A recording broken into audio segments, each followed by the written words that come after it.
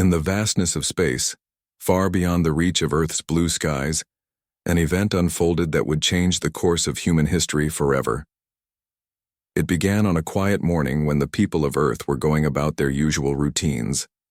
Farmers tended to their crops, children played in schoolyards, and scientists worked tirelessly in labs, unaware that their world was about to be thrust into the spotlight of the galaxy.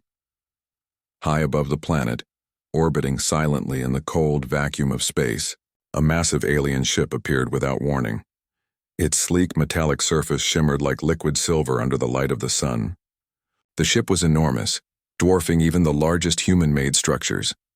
For hours it hovered there, motionless as if studying the tiny world below. Governments scrambled to respond, unsure whether this visitor came in peace or with hostile intentions. It wasn't long before communication was established.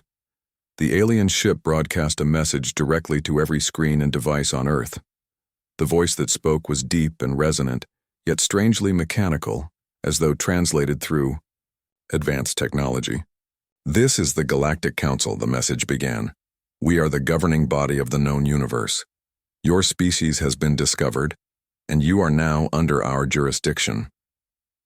The announcement sent shockwaves across the globe. People gathered around televisions and radios, listening intently as the council continued. "You are primitive and unprepared for the responsibilities of interstellar citizenship. Therefore, we demand your immediate surrender. You will relinquish control of your planet and submit to our authority. Failure to comply within 72 hours will result in your destruction." The ultimatum left humanity reeling. Fear spread like wildfire, but so did defiance. In the United Nations Space Command headquarters, located deep beneath the mountains of Switzerland, President Alan Carter sat at the head of a long table, his face etched with worry. Around him were some of the brightest minds and most capable leaders Earth had to offer. Among them was Admiral Laura Hayes, a seasoned military officer known for her strategic brilliance, and Dr. Daniel Brooks, a soft-spoken scientist who had spent decades studying the possibility of alien life. "We can't just roll over and give up," Laura said firmly, breaking the tense silence that filled the room. Her hands rested on the table, fingers drumming impatiently. "If we surrender, we lose everything. Our freedom, our future, everything we've built." Alan rubbed his temples, feeling the weight of the decision pressing down on him. "And what do you suggest we do instead? Fight? Look at what they're capable of. That ship alone could wipe us out in seconds. We don't stand a chance against them." Dr. Brooks leaned forward, adjusting his glasses. "There may be another option," he said cautiously. "We know very little about the Council. Perhaps we can negotiate. Show them that we're not as primitive as they think. Humanity has made incredible advancements in science, medicine, and technology. Maybe we can prove our worth." Laura shook her head. "Negotiation won't work. They've already judged us. To them, we're nothing more than ants crawling on a rock. If we show weakness now, they'll crush us without hesitation." The debate raged on, each person offering ideas that ranged from desperate to hopeful. But no clear solution emerged. Outside, the world watched and waited. News outlets aired endless coverage of the alien ship, speculating about its purpose and the Council's true intentions. Social media buzzed with fear, anger, and calls for action. Some pleaded for peace, while others demanded retaliation. Meanwhile, thousands of miles away in a research facility nestled on the dark side of the moon, Emma Collins worked late into the night. A brilliant engineer in her mid-20s, Emma had dedicated her life to pushing the boundaries of human innovation. She was part of a top-secret project, one so classified that even many high-ranking officials didn't know it existed. Her current task involved troubleshooting a malfunctioning engine component for a prototype spacecraft. Emma's colleague, Ryan Mitchell, joined her in the lab. Tall and lanky with a mop of unruly hair, Ryan was the kind of guy who could fix anything with duct tape and determination. Together, they formed a formidable team, often pulling all-nighters to meet impossible deadlines. Tonight, however, their focus was interrupted by the news spreading across their monitors. "Did you hear?" Ryan asked, pointing to a live feed showing the alien ship. They're giving us 3 days to surrender. 3 days. What are we supposed to do? Emma sighed, setting down her tools. I don't know, but whatever happens, I hope someone smarter than me figures it out soon. As the hours ticked by, rumors began to circulate among the staff at the lunar base. Whispers of a hidden fleet, a secret weapon designed to protect Earth in case of an extraterrestrial threat. Most dismissed these stories as wild speculation, but Emma couldn't shake the feeling that there might be some truth to them. After all, she had seen things during her time at the facility, things that didn't add up. Back on Earth, President Alan Carter faced mounting pressure from both his advisors and the public. Protests erupted in major cities, with crowds chanting slogans like, "No surrender," and "Earth will fight." At the same time, diplomatic envoys reached out to allies around the globe, urging unity in the face of this unprecedented crisis. Admiral Laura Hayes took charge of Earth's defense preparations. Though resources were limited compared to the Council's evidently superior technology, she refused to let despair take hold. Under her leadership, military units mobilized, positioning themselves strategically across the planet. Early warning. Systems went online, scanning the skies for any sign of incoming attacks. Dr. Brooks, meanwhile, pored over data collected from the alien ship. Using sophisticated equipment, he analyzed its energy signatures, communication patterns, and structural design. What he found both fascinated and alarmed him. The Council's technology was centuries ahead of anything humans had developed. Their weapon systems alone were enough to incinerate entire continents. Despite the grim outlook, Brooks remained optimistic. They underestimated us, he told Alan during a private meeting. That's our advantage. They think we're helpless, but we've always been resourceful. We adapt. We survive. Alan nodded thoughtfully. But how do we turn that into a plan? Inspiration isn't going to stop them from blowing us to pieces. Brooks hesitated before responding. Maybe it's time to consider revealing certain assets. Alan stared at him, understanding dawning in his eyes. You mean Project Horizon? Yes, Brooks replied. It's risky, but it might be our only shot. Project Horizon was Earth's best-kept secret, a fleet of advanced warships constructed in deep space over the past several decades. Designed as a last resort, the project had consumed vast amounts of resources and manpower, all hidden from public knowledge. Even now, only a handful of individuals knew the full extent of its capabilities. As the clock continued to count down, Alan wrestled with the decision. Revealing Project Horizon could inspire hope, or it could lead to chaos. Either way, the fate of humanity hung precariously in the balance. Somewhere in the distance, the alien ship loomed, a silent reminder of the challenge ahead. Unbeknownst to the Council, humanity was about to show that it wasn't quite ready to bow down. Not yet. As the hours slipped away, tension gripped Earth like a vice. The alien ship remained in orbit, an ominous presence that cast a shadow over humanity's hopes and fears. In the United Nations Space Command headquarters, President Alan Carter convened another emergency meeting with his advisors. Admiral Laura Hayes stood at the forefront, her sharp eyes scanning maps and holographic projections of Earth's defenses. Dr. Daniel Brooks sat quietly, poring over data from the Council's transmissions, searching for any clue that might give humanity an edge. The discussion turned to Project Horizon once again. Laura pressed the issue firmly. We can't keep sitting here waiting for them to make the first move, she said. If we're going to survive this, we need to act now. Deploy the fleet. Alan hesitated, his brow furrowed. And what happens if we lose? If the Council finds out about Horizon and destroys it before we even have a chance to use it? We don't have a choice, Laura shot back. Her voice was calm but firm. If we do nothing, they'll crush us anyway. At least this way. We go down fighting. For something. For Earth. Dr. Brooks nodded in agreement. She's right. We can't let fear paralyze us. Project Horizon was built for moments like this. It's time to trust in what we've created. After a long pause, Alan finally relented. He gave the order to prepare the fleet for deployment.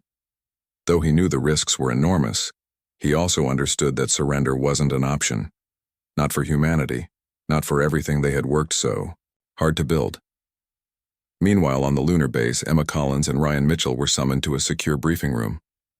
They had heard whispers about Project Horizon, but never imagined they'd be directly involved. When the doors slid open, they found themselves face to face with a group of high-ranking officers, including Admiral Laura Hayes herself. "Listen, carefully," Laura began, her tone leaving no room for questions. "What you're about to see is classified beyond anything you've ever encountered. You've been chosen because your skills are critical to this mission. Humanity's survival depends on you." Emma felt a chill run down her spine as she exchanged a glance with Ryan. Neither of them spoke, but their expressions mirrored the same mix of awe and apprehension. Moments later, they were led to a restricted hangar deep within the facility. As the massive doors opened, their jaws dropped in disbelief. Before them stood rows upon rows of sleek, futuristic warships. Each vessel gleamed under the artificial lights, its design unlike anything they had ever seen. These weren't just ordinary spaceships. They were marvels of engineering, equipped with cutting-edge technology developed in secret over decades. Plasma cannons, cloaking devices, advanced AI systems, all of it represented the pinnacle of human ingenuity. At the center of the hangar loomed the flagship, the UNSC Odyssey. Larger than the others, it bristled with weaponry and sensors, its hull adorned with the emblem of Earth's United Nations.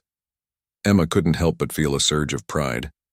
This was humanity's answer to the Council's arrogance, a testament to what could be achieved when people came together for a common purpose. But there was no time for celebration. Laura wasted no time assigning roles. Emma and Ryan were tasked with ensuring the ship's systems were fully operational before launch. With less than 48 hours remaining until the Council's deadline, every second counted. Back on Earth, preparations were underway to reveal the existence of Project Horizon to the public. President Alan Carter agonized over how to deliver the news. He knew the revelation would ignite hope in some, but panic in others. Still, he believed transparency was necessary. Humanity deserved to know that they weren't entirely defenseless. In the early hours of the next day, Alan addressed the world in a live broadcast. Standing behind a podium emblazoned with the UN logo, he spoke with measured determination. "Citizens of Earth," he began, his voice steady despite the weight of the and for decades we have dreamed of reaching the stars. Today those dreams become reality, not through exploration but through necessity. He paused, letting his words sink in. "The Galactic Council has underestimated us. They believe we are weak, primitive, incapable of standing against their power. But they are wrong. Hidden among the stars, humanity has built a fleet designed to protect our planet and preserve our future. This fleet will soon take to the skies, ready to defend what is ours." The announcement sent shockwaves around the globe. Cheers erupted in cities and towns as people processed the news. For the first time since the Council's ultimatum, there was a glimmer of hope. Social media exploded with messages of support, prayers, and calls for unity. Yet skepticism lingered. Many wondered if the fleet was truly capable of facing the Council's overwhelming forces. While the world reacted, Emma and Ryan worked tirelessly aboard the Odyssey. Their task was daunting, to ensure every system functioned flawlessly before the fleet launched. The pressure was immense, but both threw themselves into their work with unwavering focus. Emma's expertise lay in propulsion systems, and it didn't take long for her to identify a critical issue. One of the Odyssey's main engines showed signs of instability during test runs. If left unchecked, it could fail mid-battle, potentially crippling the entire ship. She immediately set to work diagnosing the problem, enlisting Ryan's help to run simulations and test possible solutions. Ryan, meanwhile, focused on the ship's AI core. The Odyssey relied heavily on its artificial intelligence to manage complex operations, from navigation to targeting enemy vessels. Any glitch in the system could spell disaster. Together, they spent hours hunched over consoles, running diagnostics, and fine-tuning components. Despite their efforts, progress was slow. Time seemed to slip through their fingers like sand. Every delay increased the risk of failure. The stress weighed heavily on them, but neither complained. They knew the stakes, and they refused to let humanity down. As the clock ticked closer to the deadline, tensions aboard the Odyssey reached a fever pitch. Crew members rushed to complete final checks, their faces etched with exhaustion and determination. Laura moved among them, offering encouragement and making sure everyone stayed focused. She stopped beside Emma and Ryan, who were deep in conversation near the engine bay. "How's it coming?"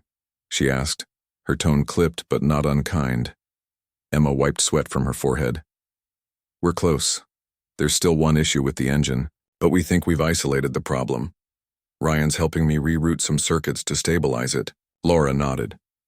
"Good. Keep at it. We launch in 6 hours, whether it's fixed or not." Emma swallowed hard, nodding.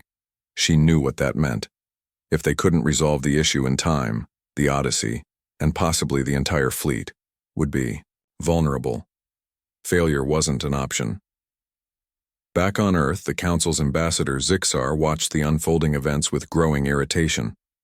Through intercepted communications, the Council learned of humanity's secret fleet. Zixar transmitted a final message to Earth, his mechanical voice dripping with contempt. "Your pathetic attempts at resistance are meaningless. You cannot challenge the might of the Galactic Council. Surrender now, or face annihilation." The message played across every screen on the planet, reigniting fears that had briefly subsided after Alan's speech. Doubts crept back into the minds of many. Could humanity really stand against such overwhelming odds? Yet amidst the uncertainty, courage began to take root. People rallied together, finding strength in their shared resolve. Volunteers flooded, recruitment centers eager to contribute however they could. Scientists and engineers worked around the clock to bolster Earth's defenses. Even children joined in, drawing pictures of spaceships and writing letters to the crew of the Odyssey, urging them to win. On the Moon, Emma and Ryan finally made a breakthrough. After hours of painstaking effort, they managed to stabilize the engine by recalibrating its plasma injectors. Exhausted but triumphant, they reported their success to Laura, who allowed herself a rare smile. "You've done well," she said. "Now get some rest. We'll need you sharp when the fighting starts." As the fleet prepared for launch, Emma gazed out a viewport at the distant blue orb of Earth. Despite the chaos and fear, she felt a profound sense of purpose. For the first time in her life, she truly understood what it meant to fight for something greater than herself. Beside her, Ryan placed a hand on her shoulder. "We've got this," he said softly.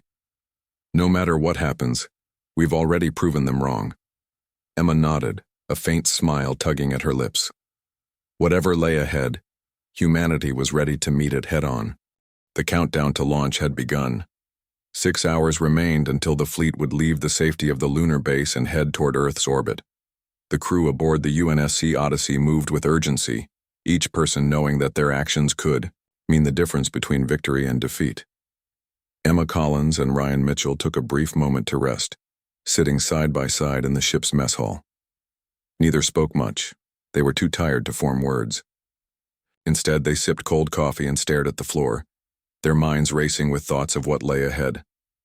Admiral Laura Hayes walked among her crew, offering quiet words of encouragement. She stopped beside Emma and Ryan, her expression softening for just a moment. "You two have done more than anyone could ask," she said. "Whatever happens out there, remember this. You're not just fighting for yourselves, you're fighting for everyone back home."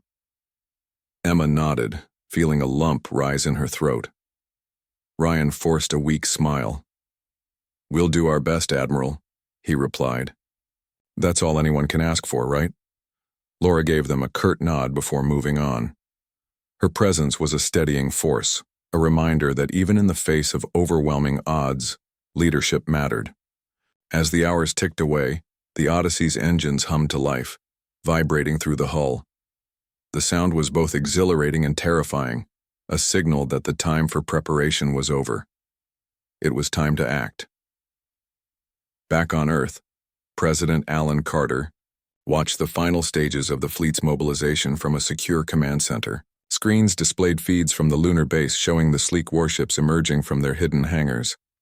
The sight filled him with a mixture of pride and dread.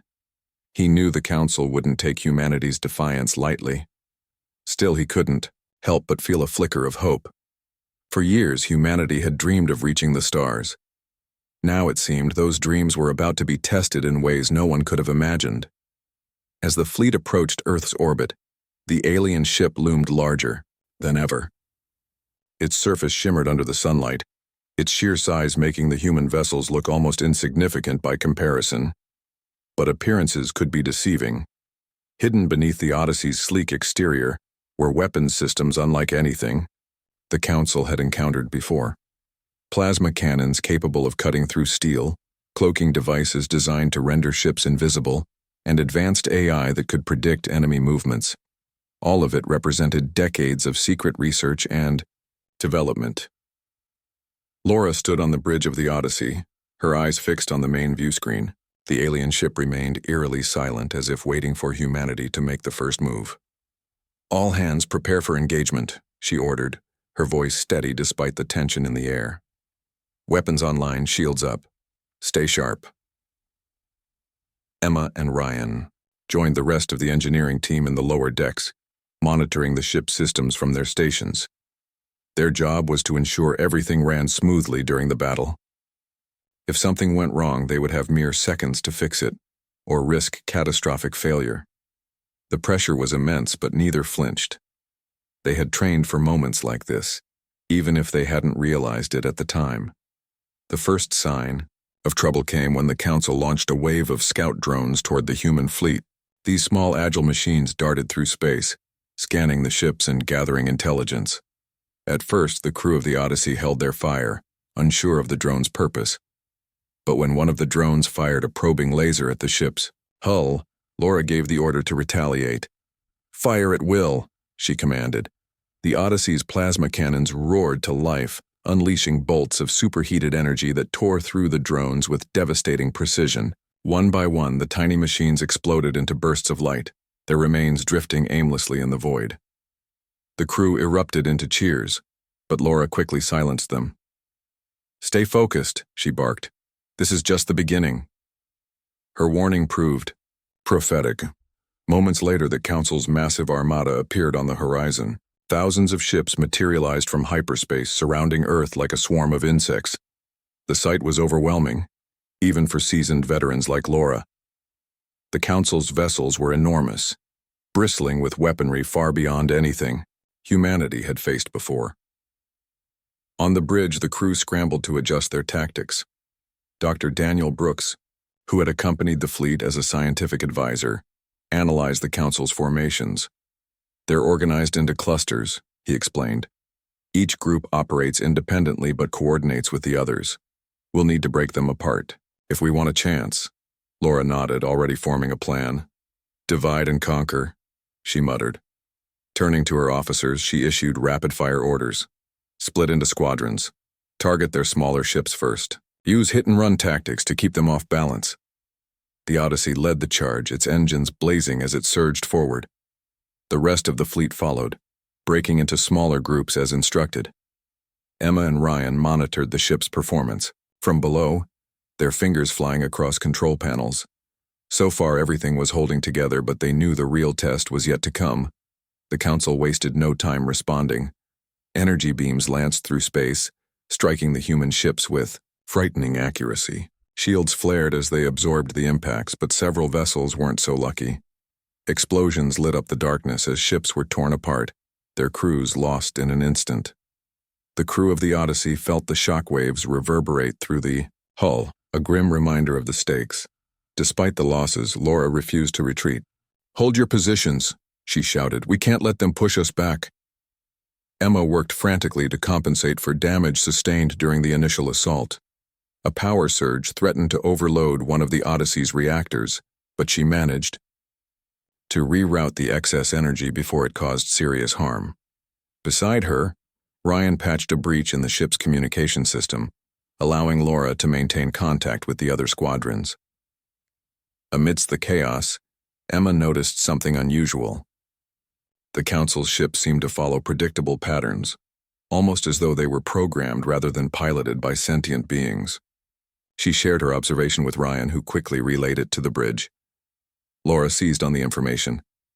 "If their movements are predictable, we can anticipate their attacks," she said. Turning to her tactical officer, she ordered, "Adjust targeting algorithms to account for their patterns. Hit them where they least expect it." The new strategy paid off almost immediately. Using Emma's insights, the Odyssey's AI predicted the trajectory of an incoming salvo and adjusted the ship's position accordingly. The attack missed entirely, leaving the Council's forces momentarily disoriented. Seizing the opportunity, Laura ordered a counterattack. Plasma torpedoes streaked through space, striking the Council's ships with devastating force. One of the larger vessels exploded in a blinding flash of light, sending debris spiraling into the void. The crew of the Odyssey cheered, but Laura kept her focus. "Don't get cocky," she warned. "We're not out of this yet." As the battle raged on, Emma and Ryan continued to play a crucial role. Their quick thinking and technical expertise kept the Odyssey operational, even as the ship sustained heavy damage. At one point, a direct hit knocked out the ship's primary navigation system. Ryan improvised a solution using auxiliary controls, preventing the vessel from drifting into the path of another attack. Meanwhile, the Council's ambassador, Zixar, grew increasingly frustrated. Humanity's resistance was proving far more formidable than anticipated. Through intercepted communications, Zixar learned that the humans had developed technology previously thought impossible for their level of advancement. His mechanical voice crackled over the comms. "Your futile resistance angers us. Cease your attacks or face total annihilation." Laura ignored the threat, focusing instead on exploiting the Council's weaknesses. Under her command, the fleet executed a daring maneuver known as the Eclipse Formation. Ships positioned themselves directly between the Council's armada and the sun, using its glare to mask their movements. From this vantage point, they launched a concentrated barrage of plasma torpedoes, targeting key sections of the enemy fleet. The tactic caught the Council off guard. Dozens of their ships were destroyed in a matter of minutes, forcing them to regroup. For the first time since the battle began, the tide seemed to be turning in humanity's favor. On the bridge, Laura allowed herself a brief moment of satisfaction. "We've got them on the ropes," she said. "Keep pushing, don't let up." Emma and Ryan exchanged a glance, their faces pale but determined. They knew the fight was far from over, but for now, they had proven that humanity wasn't as helpless as the Council believed. Together, they had turned desperation into defiance, and perhaps, just perhaps, given Earth a fighting chance. The battle raged on, the cold emptiness of space illuminated by bursts of light as ships clashed in a deadly dance. The human fleet, though outnumbered and outgunned, fought with a ferocity that surprised even its own commanders. Admiral Laura Hayes stood at the center of it all, her sharp eyes scanning the chaos unfolding on the bridge of the UNSC Odyssey. Around her, officers shouted orders, their voices tense but focused. The crew worked tirelessly, each person playing their part in what felt like humanity's last stand.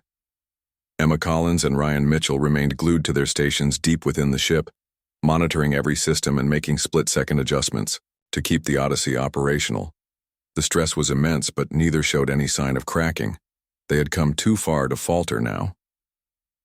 Emma's hands moved across the console with practiced precision, rerouting power to damaged sections of the ship while Ryan fine-tuned the AI's targeting algorithms. Together, they formed a seamless team, their combined skills keeping the flagship one step ahead of the Council's relentless attacks. Outside, the Council's armada continued to press its advantage. Their ships were larger, more advanced, and seemingly endless in number. Energy beams lanced through space, striking human vessels with devastating force. Shields flared and buckled under the strain, and explosions lit up the darkness as ships were torn apart. Despite the losses, Laura refused to retreat. Every destroyed enemy vessel was a small victory, a reminder that humanity still had a chance. Dr. Daniel Brooks, stationed near the tactical officer, analyzed the council's movements with growing fascination. "They're adapting," he said, his voice tinged with urgency. "Their formations are shifting. They've figured out our tactics." Laura nodded grimly. "Then we change ours. We can't let them settle into a rhythm." She turned to her communications officer. "Signal the squadrons, spread out and hit them from multiple angles, keep them guessing." The order was relayed instantly, and the human fleet responded with remarkable speed. Smaller groups of ships broke away from the main formation, darting around the Council's forces like swarms of insects. Plasma torpedoes streaked through space, striking vulnerable spots on the enemy vessels. For every human ship lost, 2 or 3 Council ships were destroyed. It wasn't enough to turn the tide completely, but it was enough to make the Council hesitate. As the fighting intensified, Zixar, the Council's ambassador, watched the battle unfold with mounting frustration. Humanity's resistance defied all expectations. These primitive beings, who should have crumbled under the weight of their superior technology, were proving to be far more resourceful than anticipated. Zixar transmitted another message, his mechanical voice dripping with disdain. "Your defiance is meaningless. You cannot win against the might of the Galactic Council. Surrender now, or face total annihilation." The message played over the Odyssey's comms, echoing through the bridge. Laura clenched her fists but said nothing. She didn't need to. Her resolve was clear in the way she carried herself, in the steely determination etched into her face. The crew drew strength from her example, pushing forward despite the odds. Meanwhile, Emma and Ryan faced their own challenges below deck. A critical coolant line ruptured in the engine room, threatening to cause an overheating cascade that could cripple the ship. Emma raced to contain the damage, her mind racing as she calculated the best course of action. Ryan joined her moments, later carrying tools and spare parts. Together they worked feverishly, their hands moving in perfect sync. "We don't have much time," Emma muttered, her voice barely audible over the alarms blaring around them. "If this goes, the whole system could fail." Ryan nodded, his expression grim but focused. "Just tell me what to do."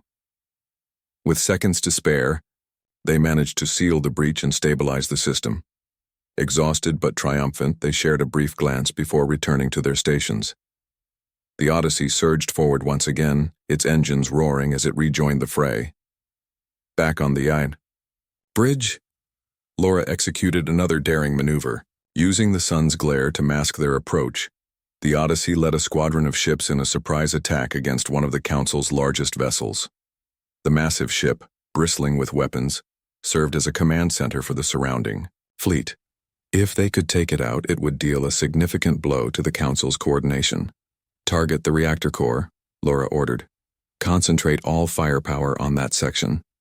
The Odyssey's plasma cannons unleashed a barrage of energy, followed closely by torpedoes launched from the accompanying ships. The Council's vessel shuddered under the assault, its shields flickering and failing. Moments later, a direct hit breached its hull, igniting a chain reaction that tore the ship apart from the inside. The explosion was massive, sending shockwaves through space and scattering nearby Council ships. The destruction of the command vessel threw the Council's forces into disarray. Without central coordination, their attacks became disjointed and less effective.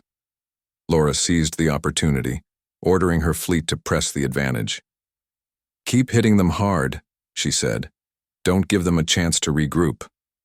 The human fleet surged forward, their ships weaving through the chaos with renewed vigor. Plasma bolts and torpedoes flew in every direction, lighting up the battlefield like a cosmic storm. The Council's ships, once so imposing and invincible, now struggled to hold their ground. For the first time since the battle began, hope blossomed among the human crew. On Earth, people watched the unfolding events with bated breath. News feeds broadcast live footage of the battle, showing flashes of light and trails of debris in the vastness of space. Billions of hearts beat in unison, united by a shared sense of pride and fear.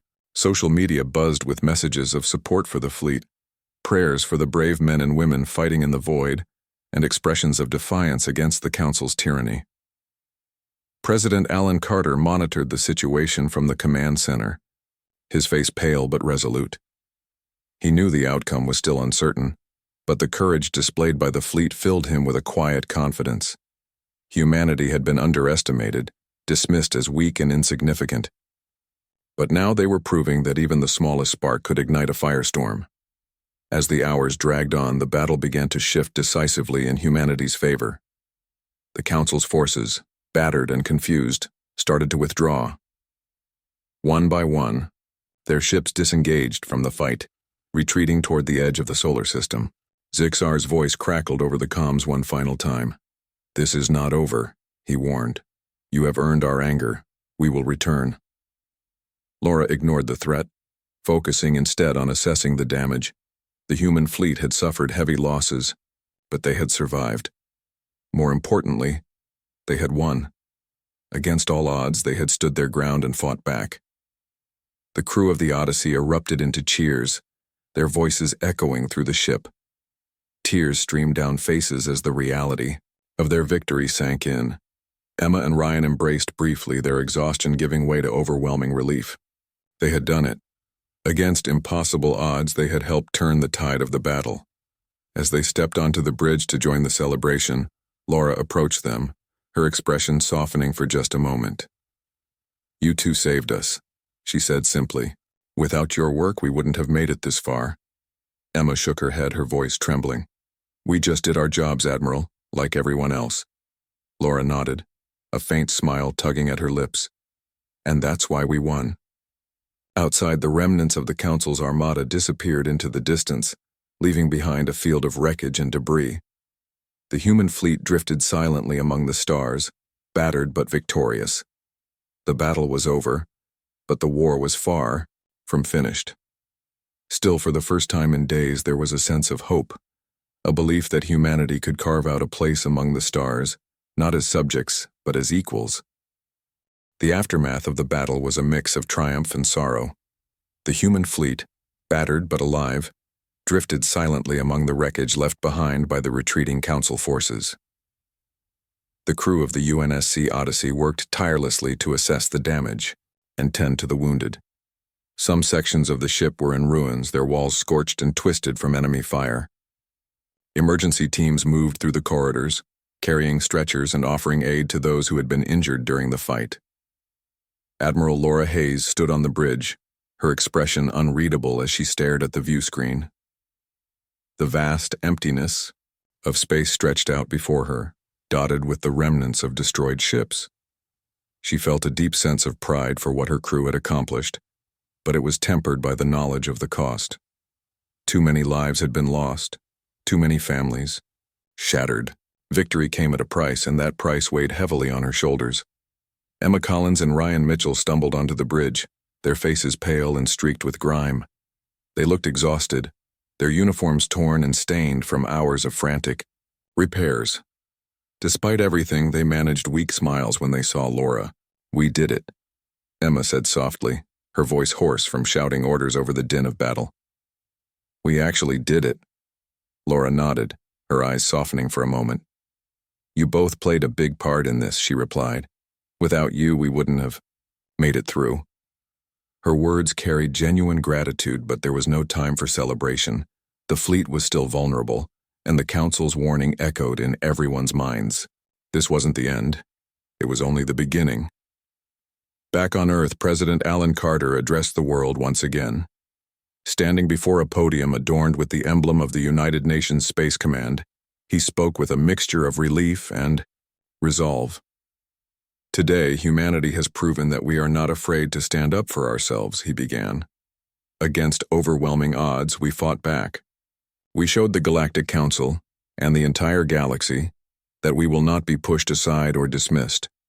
But let us not forget the sacrifices made to achieve this victory. Let us honor those who gave everything so that we could live free." His speech resonated deeply with people around the globe. Cities erupted in cheers, fireworks lighting up the night sky as celebrations broke out. Yet, amid the joy, there was also mourning. Families grieved for loved ones lost in the battle, and communities came together to support one another. The war might have paused, but its scars would linger for years to come. In the days that followed, the human fleet limped back toward Earth. Repairs were underway, and engineers worked around the clock to patch up the damaged ships. The Odyssey, though battered, remained operational thanks to Emma and Ryan's relentless efforts. Their work had saved countless lives, and their names quickly became symbols of hope and resilience. As the fleet approached Earth's orbit, the planet below seemed more beautiful than ever. From space, its blue oceans and swirling white clouds stood out against the blackness of the void. It was a reminder of what they had fought for, a fragile, precious world worth protecting. The sight brought tears to many eyes, including Emma's. She pressed her forehead against the viewport, feeling a wave of emotion wash over her. "We almost lost it," she whispered. "But we didn't." Ryan placed a hand on her shoulder, his own voice thick with emotion. "Because of people like you. You never gave up, even when things looked impossible." On the ground, preparations were underway to welcome the returning fleet. Massive crowds gathered at designated landing zones, waving flags and holding signs that read, "Heroes of Earth" and "Thank you." Children clutched homemade drawings of spaceships, their faces filled with awe and admiration. For the first time in history, humanity truly felt united, not just as nations, but as a single species standing together against a common threat. Dr. Daniel Brooks returned to his lab, determined to learn everything he could about the Council's technology. Salvaged debris from the battle provided a wealth of information, offering insights into alien engineering far beyond anything humans had achieved. Brooks pored over the data, his mind racing with possibilities. If humanity could adapt and improve upon these technologies, they might gain an edge in future conflicts. But he also knew that understanding the Council's motivations was just as important as studying their weapons. Meanwhile, Admiral Laura Hayes met with President Alan Carter to discuss the next steps. The Council's retreat had bought them time, but it was only a matter of time before they returned. Humanity needed to prepare, not just militarily, but diplomatically. "We can't keep fighting them forever," Laura said. "At some point, we'll need to find a way to negotiate, to show them that we're not just a threat, but a potential ally." Alan agreed, though he remained cautious. "They underestimated us once. Let's make sure they don't do it again. But we also can't let fear guide our actions. If we want to survive in this galaxy, we'll need to prove that we belong here." The Council's withdrawal sparked debates across the globe. Some argued that humanity should strike while the iron was hot, launching a preemptive attack against the Council's homeworlds. Others believed that diplomacy was the better path, urging leaders to reach out and establish peaceful relations. These discussions dominated news cycles, social media, and government meetings, reflecting the uncertainty of what lay ahead. Emma and Ryan found themselves thrust into the spotlight. Reporters clamored for interviews, eager to hear their stories of bravery and ingenuity. Both were reluctant celebrities, uncomfortable with the attention but aware of its importance. "If sharing our story inspires others to believe in what we can achieve," Emma told a journalist, "then it's worth it." Their newfound fame didn't change who they were. They continued working side by side, pouring their energy into improving the fleet's systems. Together, they developed new protocols for emergency repairs, ensuring that future battles wouldn't catch them off guard. Their partnership had grown stronger through the ordeal, forged in the fires of adversity. As weeks turned into months, humanity began rebuilding. Factories ramped up production of new ships, incorporating lessons learned from the battle. Training programs expanded, preparing soldiers for the challenges of interstellar warfare. Scientists collaborated across borders, pooling resources and knowledge to develop cutting-edge technologies. Slowly but surely, Earth transformed itself into a force to be reckoned with. Yet amidst the progress, there was also reflection. Memorials were erected to honor the fallen, their names etched into stone as a reminder of the sacrifices made. Schools added lessons about the battle to their curriculums, teaching children about courage, unity, and the importance of standing up for what is right. Humanity had faced its greatest test and emerged stronger, but it hadn't forgotten the cost. In the quiet moments when the celebrations faded and the work slowed, Emma often found herself staring at the stars. She thought about the council, lurking somewhere out there in the vastness of space. Would they return? And if they did, would humanity be ready? For now, all she could do was trust in the strength of her fellow humans, the same strength that had carried them through the darkest of times. One evening, as the sun dipped below the horizon, casting a golden glow over the lunar base, Ryan joined her at the viewport. "What are you thinking about?" he asked, leaning against the wall. "The future," Emma replied after a pause. "It feels uncertain, like we're standing on the edge of something huge, but we don't know what's coming next." Ryan smiled faintly. "That's how it always is. But we've got each other, and we've got Earth. As long as we stick together, I think we'll be okay." Emma nodded, feeling a flicker of hope. Whatever the future held, humanity had already proven one thing.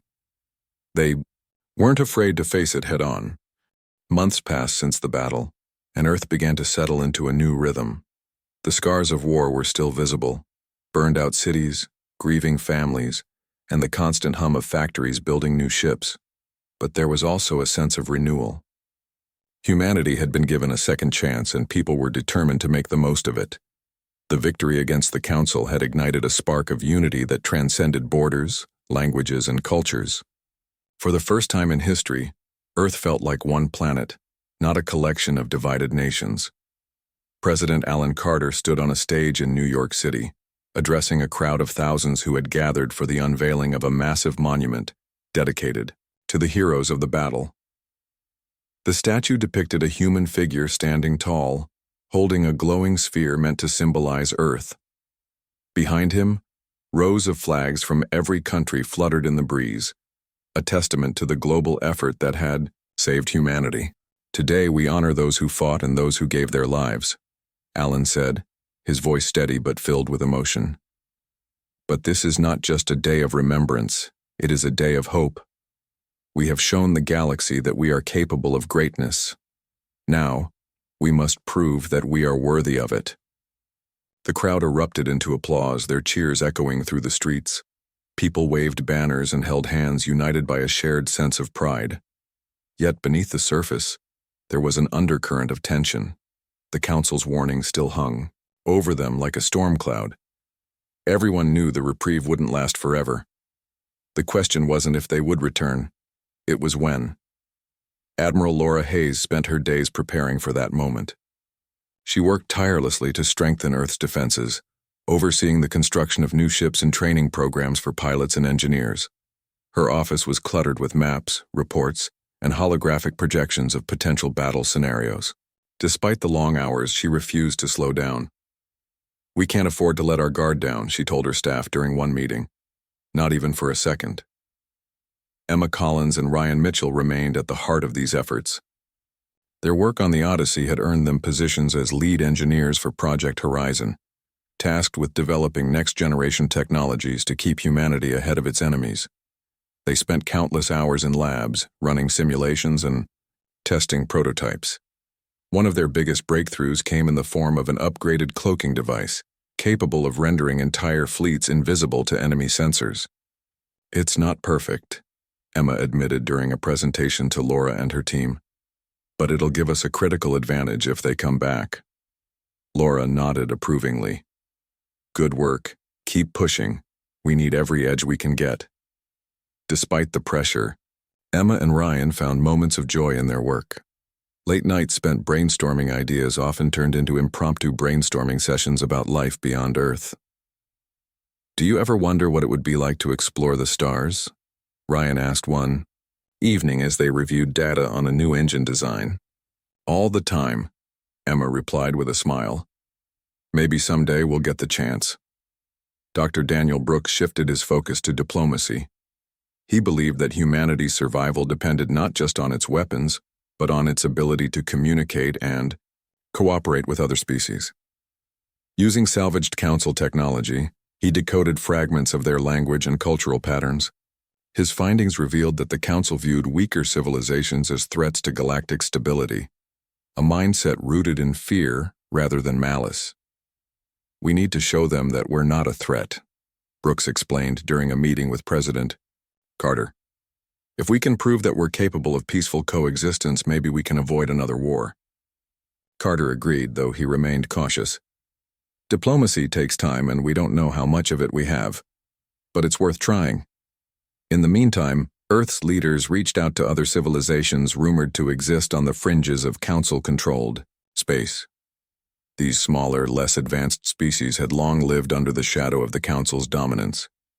Many were wary of allying with humans, fearing retaliation, but others saw an opportunity to stand together against a common oppressor. One such group, known as the Velari, sent emissaries to meet with Earth's representatives. The Velari were a nomadic race, their ships resembling intricate webs of light and metal. They spoke cautiously but respectfully, expressing admiration for humanity's courage. "You've done what no one else has dared to do," their leader said during a private meeting. "Perhaps together we can change the balance of power in the galaxy." The alliance marked a turning point. For the first time, humanity wasn't alone. The Velari offered valuable intelligence about the Council's operations, including the location of key supply routes and weak points in their defenses. In exchange, Earth provided access to its advanced technologies, sharing innovations that could help level the playing field. As alliances grew, so did Earth's influence. News of humanity's defiance spread across the galaxy, inspiring other oppressed species to rise up. Small rebellions erupted on distant planets, challenging the Council's authority.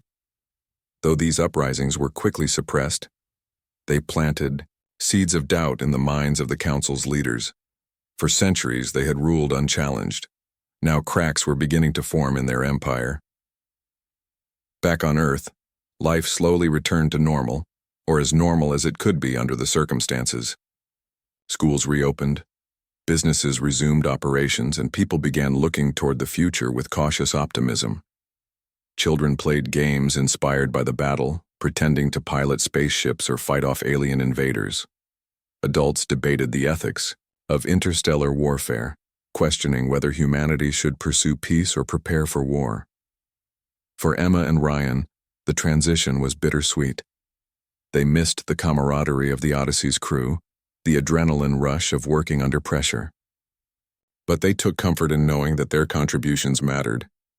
Every improvement they made brought humanity closer to securing its place among the stars. One evening, as they walked along the edge of a quiet park near the lunar base, Emma paused to look up at the night sky.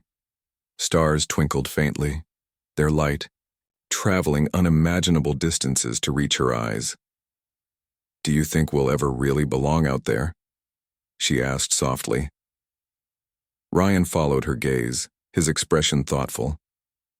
"I think we already do. It's not about where we come from, it's about what we choose to become. And we've chosen to keep going, no matter what."